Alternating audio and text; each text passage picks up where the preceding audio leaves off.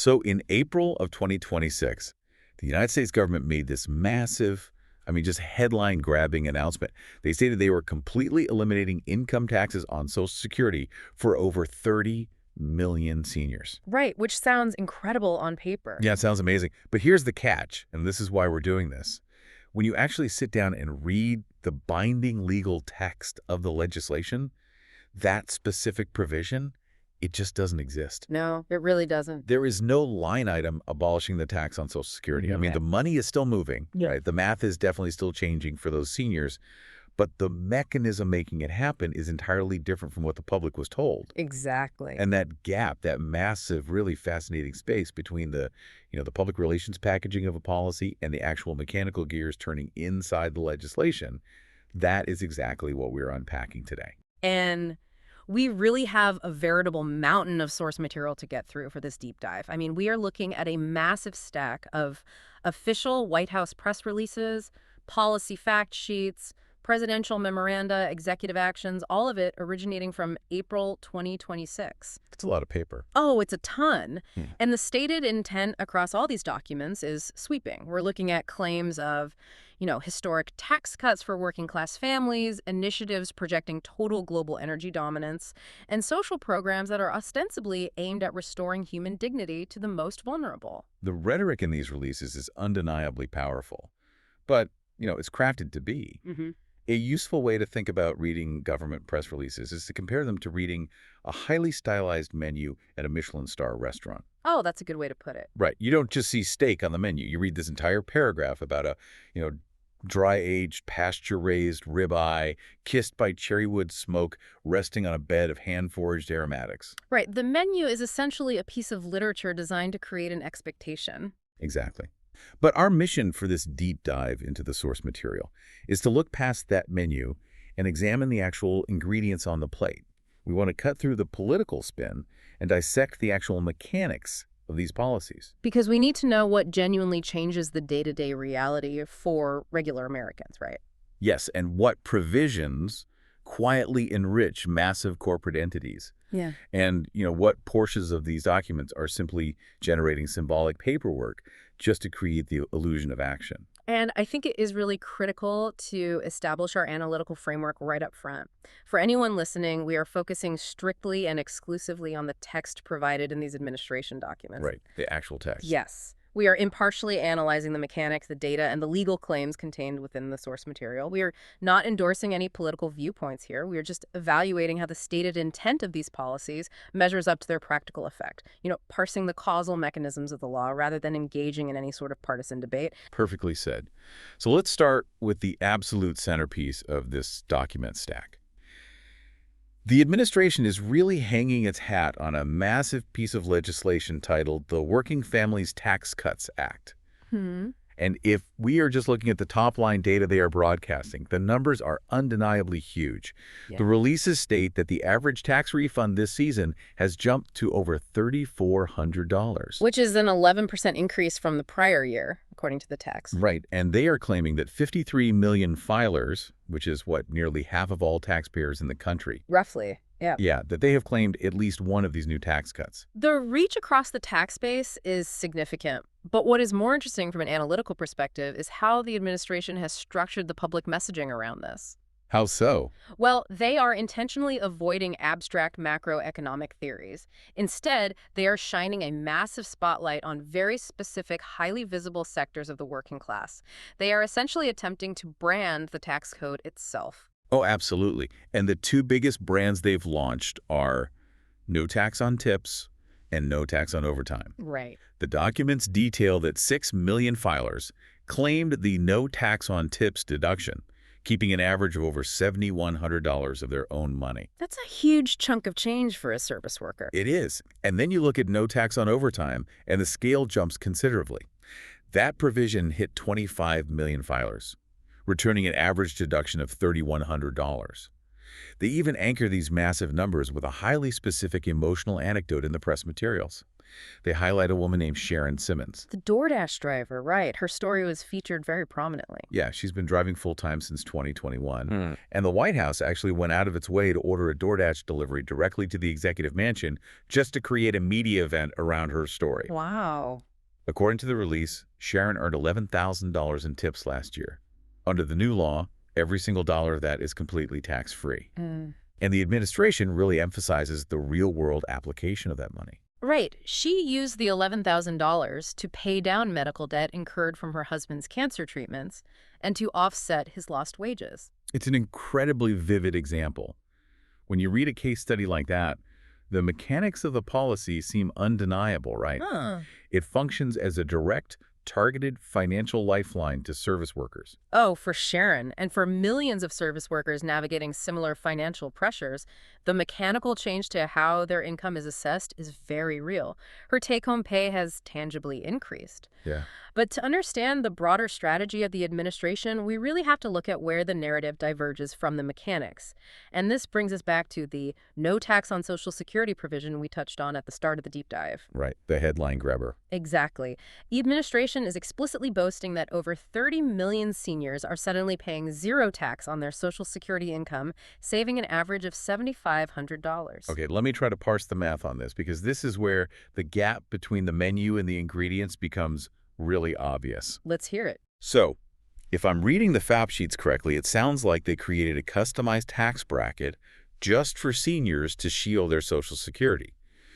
But when you dig into the fine print of the document itself, it explicitly notes that these seniors are paying zero tax, quote, as a result of deductions exceeding taxable Social Security income. Yes.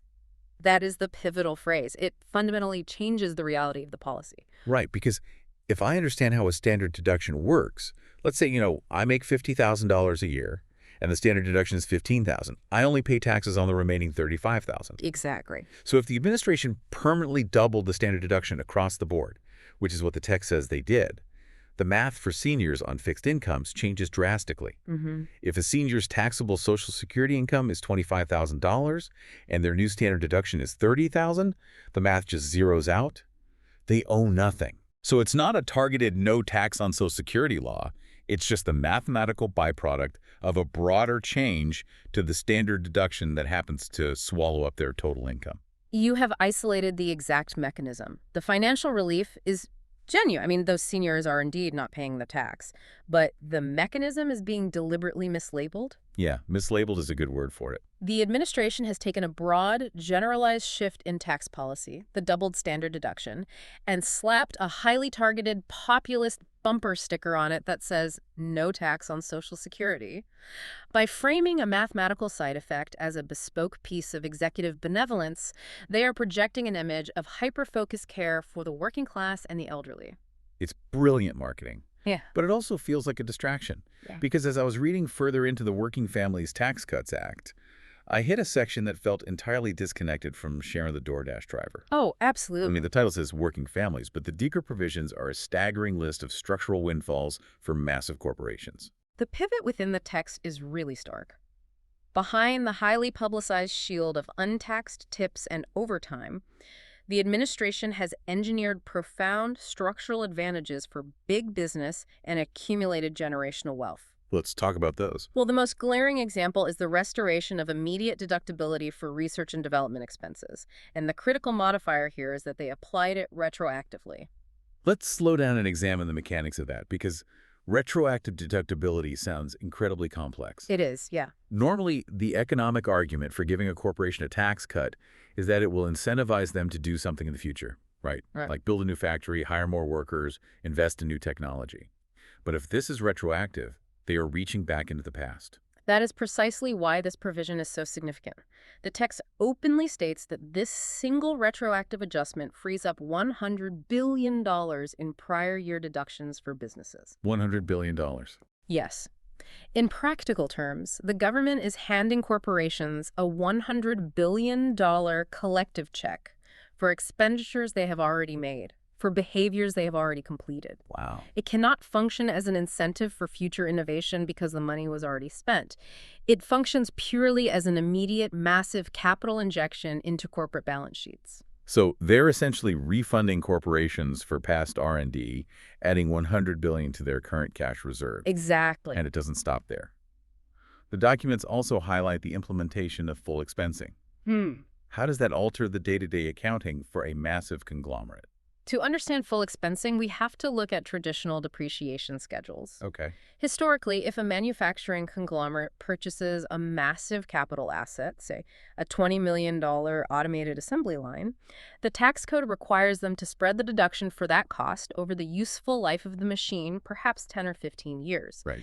They deduct a fraction of the cost annually, matching the physical wear and tear of the equipment. Because the machine doesn't lose all its value on day one, so you can't write off the whole value on day one. Correct, but full expensing rewrites that rule. It allows the conglomerate to deduct the entire $20 million investment immediately in year one. Wow, so they just wipe it out instantly. Yes. While this certainly accelerates capital expenditure by making large purchases incredibly attractive in the short term, it also allows corporations to legally shield billions of dollars from taxation almost instantly. It is a massive accelerant for corporate cash flow, completely legally. It fundamentally changes the math on corporate investment. If I know I can wipe out $20 million in taxable profit tomorrow just by buying a new machine today, I'm buying the machine. Exactly. But it also means the government isn't collecting taxes on that $20 million of profit this year. And then, buried even further down, we find changes to the death tax or the estate tax. The fact sheet proudly notes that this exemption protects 2 million family farms from excessive taxation when passing assets to the next generation. Right. And the deployment of the term family farm is another masterclass in populist framing. It really is. The imagery evokes a struggle to keep a modest agricultural plot in the family. However, the mechanical reality of raising the estate tax exemption is that it serves as a vehicle to protect vast accumulations of generational wealth. Like what?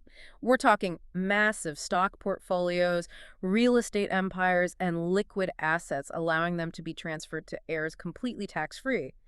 The family farm is essentially the rhetorical shield for the preservation of dynastic wealth. Which creates a profound tension when you look at the entire document.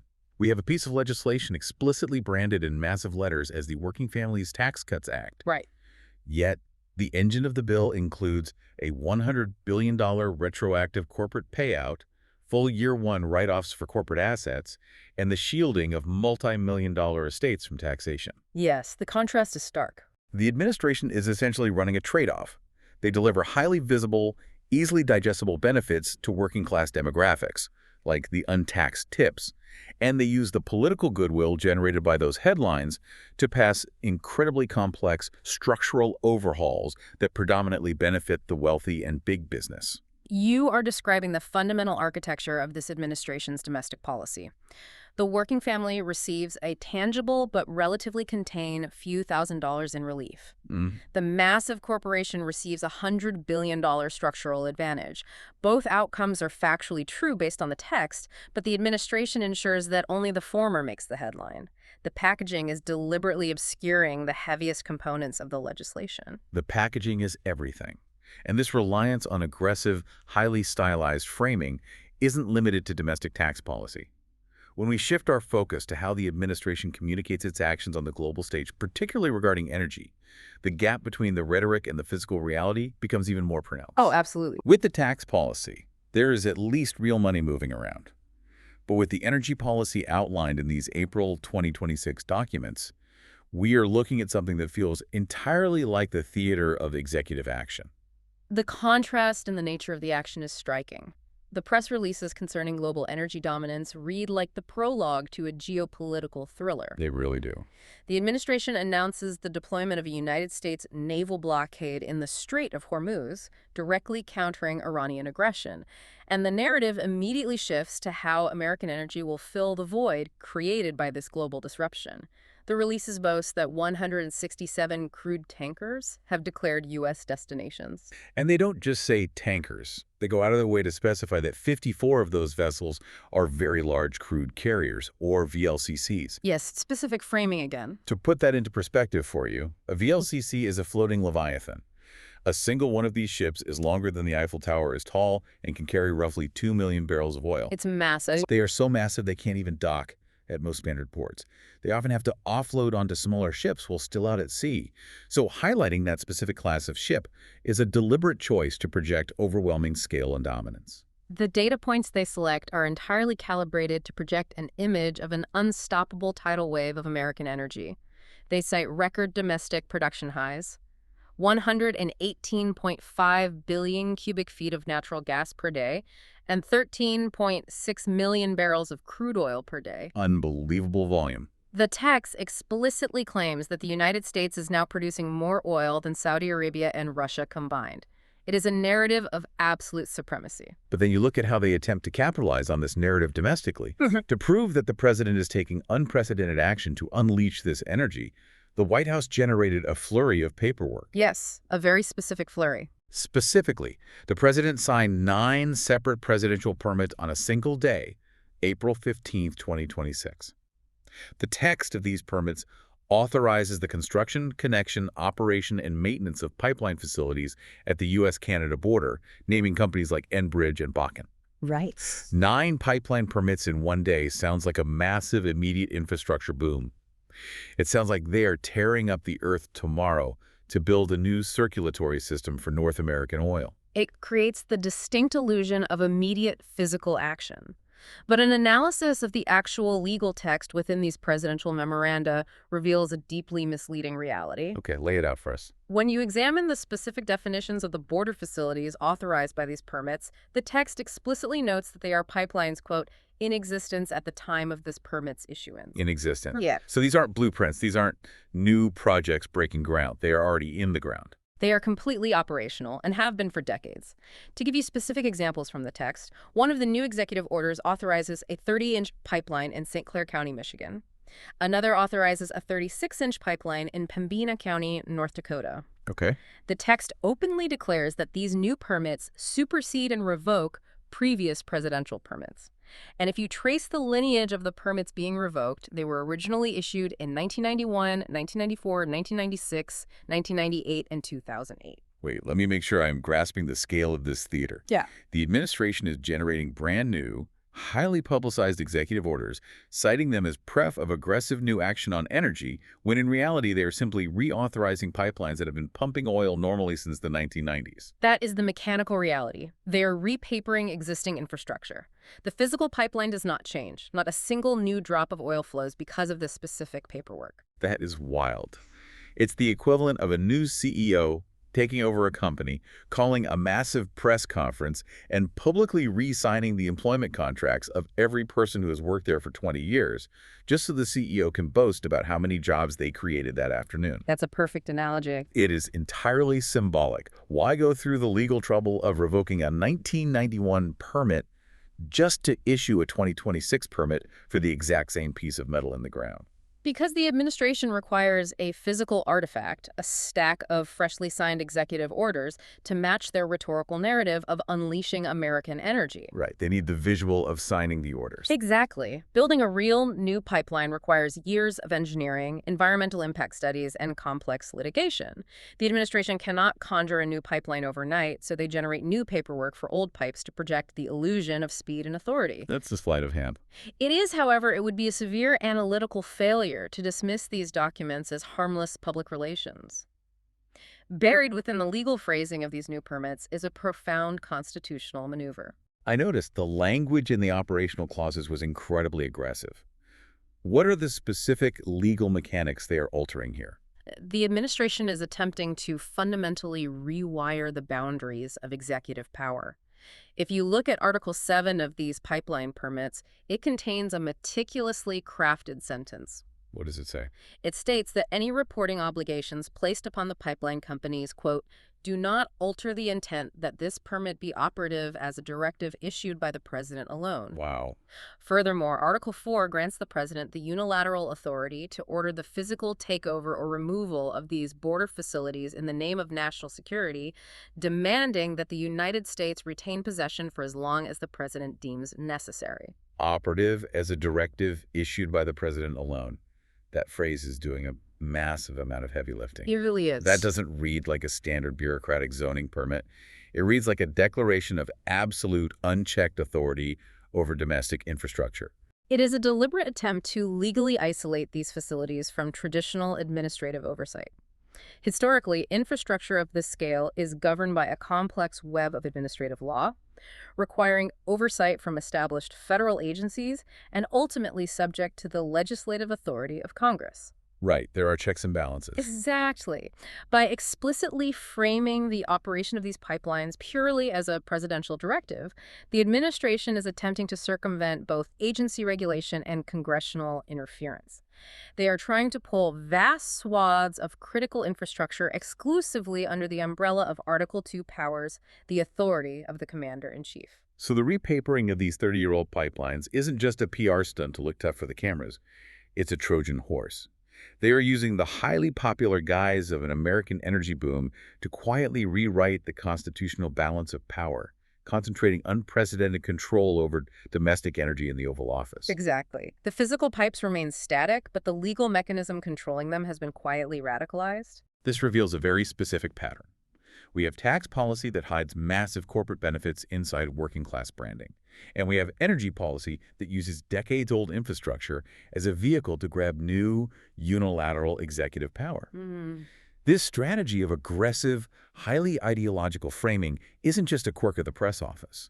When you read the administration's flagship economic document, the 2026 Economic Report of the President, you realize this strategy is actually the defining feature of their entire worldview. Yes, the 2026 Economic Report is a fascinating evolution of the genre. Historically, this document, prepared by the Council of Economic Advisors, is a deeply dry, highly quantitative assessment of the nation's economic health. Usually it puts you to sleep. Right. It traditionally focuses on complex technical variables, the intricacies of monetary policy, inflation modeling, labor force participation rates, and supply chain logistics. But the 2026 iteration is fundamentally different in its DNA. It abandons the tone of an objective economic analysis and reads explicitly as an ideological manifesto. The table of contents alone gives it away. Chapter 1 is literally titled, The Economic and Fiscal Benefits of the One Big Beautiful Bill Act. OBBA? Yeah, they have taken a political catchphrase, OBBA, and formalized it into official macroeconomic literature. But the most jarring shift is how they attempt to force pure, distilled culture war grievances through the machinery of economic data analysis. The methodological choices in this report are entirely novel. Take Chapter 10, for example. It is titled The Economic Consequences of DEI, and it explicitly attempts to calculate the hard GDP costs of what it terms distortive, non-merit-based DEI hiring. Right. Similarly, Chapter 13 takes aim at the financial sector, attempting to quantify the precise cost of capital misallocation driven by environmental ESG investments. I really struggle to comprehend the mechanics of how you model that. Yeah. DEI, diversity, equity, and inclusion, is essentially a set of corporate HR policies and hiring philosophies. Yes. How do you construct a mathematical formula that isolates an HR philosophy and calculates the exact dollar amount it subtracts from the entire gross domestic product of the United States? It seems like trying to use a bathroom scale to weigh an abstract thought. That's a great analogy. From a purely academic standpoint, generating that kind of data requires incredibly subjective modeling. You would have to make massive assumptions about the productivity of individuals hired under these initiatives versus those who were not. Which is impossible to prove. Right, and then you have to extrapolate those assumptions across the entire national labor market. The margin of error would be astronomical. However, the rigor of the math is entirely secondary to the political utility of the data. The data isn't the point, the justification is the point. Precisely. The administration is engaging in a process of pseudoscientific laundering. Wow, wandering. By assigning a specific negative GDP impact to DEI hiring practices and ESG environmental investing, they are taking a subjective political grievance and cloaking it in the objective authority of macroeconomic data. So it looks official. Yes. Once you publish an official government report claiming that diversity programs cost the economy 1.2% in growth, you have manufactured a mathematical excuse to aggressively regulate, punish, or outlaw corporate diversity and environmental initiatives. It weaponizes economics against ideology. But the report does eventually turn away from corporate grievances to address the actual well-being of regular citizens. And when it does, the proposed solutions are incredibly consistent. Very consistent. If we look at how the administration plans to address housing and healthcare, what are the actual mechanics they are proposing to help Americans survive. When the report addresses core social issues, the foundational philosophy of the administration is laid bare. They believe government intervention is inherently destructive, and pure market forces are the ultimate cure. Right. Chapter 6 focuses on the crisis of the American dream of homeownership. The proposed mechanism for solving the housing shortage is strictly focused on implementing sweeping state and local deregulation to unleash housing supply. Which means targeting local zoning laws. Because right now, in many cities, local regulations dictate that you can only build single-family homes, or you have to have a certain number of parking spaces, or you have to follow strict environmental setbacks. Exactly. These rules restrict how many homes can be built on a piece of land, which limits supply and drives up prices. The federal government's solution is to try and bulldoze those local regulations. That is the exact mechanism. They view local zoning as an artificial constraint on the free market. Similarly, in Chapter 11, which focuses on making America healthy, the stated goal is not to increase federal healthcare subsidies or expand public options. What's the plan then? The goal is unleashing fierce competition in physicians' markets, breaking down regulatory barriers to entry to theoretically drive down costs through supply-side pressure. Deregulation and market competition are the administration's universal tools. They are applied to every structural problem. Which provides a very illuminating context for a new program launched by the CEQ, the Council on Environmental Quality. Buried in these documents is the announcement of an initiative called Permitting Innovators. Yes, I saw that. And the pitch sounds undeniably cool. The CEQ is partnering directly with NASA, the agency that lands rovers on Mars, to fundamentally modernize environmental review technology. The stated objective is to accelerate the permitting of critical infrastructure by connecting disparate data systems and integrating advanced private sector tech solutions. The rhetoric used to sell this program is highly compelling. The releases speak of solving long-standing problems identified in the field and utilizing technology to avoid bureaucratic delays that, quote, stall critical infrastructure development, drive up costs, and impose unnecessary burdens on the American people. Here is where the context of the economic report makes me incredibly skeptical. We just established that this administration views environmental standards and regulations as artificial, destructive constraints on the free market. So if their ultimate goal is aggressive deregulation, is applying NASA technology to environmental reviews a genuine, good-faith effort to make those studies more accurate? Or are they simply using the shiny label of innovation and supercomputers to discover faster legal loopholes to bypass strict environmental protections altogether? That is the fundamental tension surrounding this initiative. If we synthesize the administration's stated goals across all these documents, the ultimate objective is clear: maximizing speed and accelerating industrial development. Right. The environment is consistently framed not as a resource requiring stewardship, but as an obstacle to economic dominance. A hurdle to be cleared. Yes. And when you invite the private sector, which includes the very industries actively seeking these permits, to help design the technological architecture that will expedite the permitting process, the risk of profound regulatory capture becomes very high. So the fox is designing the henhouse. Essentially, the new NASA-backed technology may indeed process applications much faster, but it is highly likely that the system will simply become faster at saying yes to industry demands, rather than becoming faster at rigorously and thoroughly analyzing the true environmental impact of a project. Speed becomes the metric of success, rather than safety. The consistent theme is that the free market will sort it out. Tear down the regulations, let corporations build faster, punish any company that tries to self-regulate through ESG, and the economy will thrive. That is the theory, yes. But the harsh reality is that deregulation is not a magic wand. You cannot solve every human crisis by telling people to simply compete harder in a hyper-deregulated free market. When it comes to the most vulnerable, broken populations in society, the market mechanism fails. And the administration recognizes this limitation, at least in terms of public perception. When deregulation cannot plausibly address a deeply entrenched systemic social crisis, the strategy pivots toward targeted, highly visible social initiatives. Which brings us to the foster system. Yes, this brings us to the final set of documents in our analysis: the push for new child welfare legislation championed by First Lady Melania Trump. This initiative is centered around her fostering the future executive order. And the rhetoric she employs, particularly in her formal remarks to the House Ways and Means Committee, is striking. It is very direct. She frames the issue not merely as a policy challenge, but as a profound moral imperative. She states, "We're gathered here today not because America's children rely on us, but rather because America's children are our moral equals." She is explicitly demanding that the government focus on concrete action rather than just raising awareness. It is a very powerful articulation of human dignity. She argues that the opportunity for success for individuals in the foster system shouldn't be a distant hope, it should be an absolute birthright. Right. However, when we apply our analytical framework and examine the actual programmatic mechanics of fostering the future, we expose a massive disconnect between the high-minded moral goal and the brutal, on-the-ground reality of the foster care system. Let's look at the actual program they are launching. The core of this initiative is providing university-level technology education for individuals transitioning out of the foster care community with the goal of preparing them for entry-level tech jobs. And they have partnered with some of the most elite academic institutions in the country: Vanderbilt, LSU, UVA, Ohio State, the University of Texas. The prestige of the partnerships is impressive, but look closely at the statistical context provided within the First Lady's own remarks. She openly acknowledges the staggering failure rate of the current system. The numbers are heartbreaking. They are.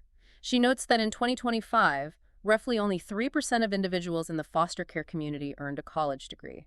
Furthermore, she explicitly lists the severe systemic barriers that prevent educational success. I have that list highlighted. She cites housing instability, educational advocacy, financial barriers, transportation, continuity, access to technology.